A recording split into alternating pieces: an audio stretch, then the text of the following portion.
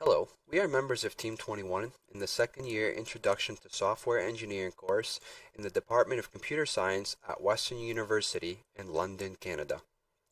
The CLADDI program was coded in Java using IntelliJ's IDEA IDE. We hosted the code on GitHub using Git for version control to optimize the development process. The project is able to be built using Maven and ran as a jar file for easy execution. So we'll go ahead and do that using the command prompt. Minimize that.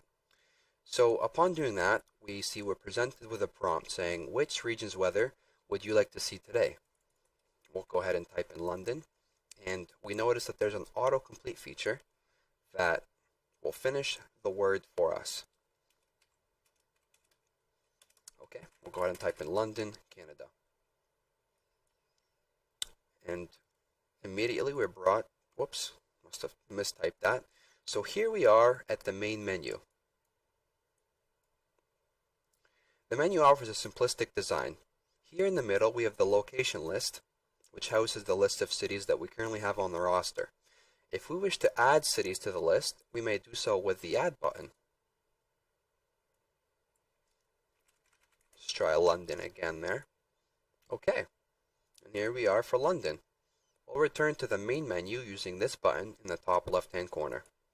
Now, upon adding a city besides Mars, we can see that the user is presented with a delete button. So we'll go ahead and show that as so. Go ahead and add Toronto, go back to the main menu, and go ahead and delete Toronto, and then delete London, as so. Finally, the last button available to us is this switch in the top right-hand corner. Currently, all the information displayed is in imperial units. If we were to click on that, it would be displayed to metric. So let's go ahead and see the information for London, and then for Toronto. Okay. So if we were to go into London, we can see that the immediate weather information is available in the top half of the screen. In the bottom half of the screen, the weather forecast for the next 5 days is available. And in the middle, we have a scroll bar that lets us dictate which weather prediction for the next 24 hours we wish to see in 3-hour increments. Now, all this weather information is correct as of this time here at 9:23 p.m. If we were to click this refresh button here, we would see that the scroll bar has reset to the original position, and if the time had changed, it would be rightfully updated here. So all this information is currently in metric units. If we were to go back and switch it to imperial,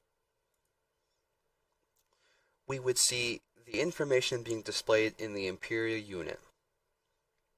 Finally, if we wish to see the weather for Mars, we would simply click on the Mars subheading here. And here we are. Now we can see that the layout for Mars differs from the other sites, and that's because Mars only features the immediate weather information.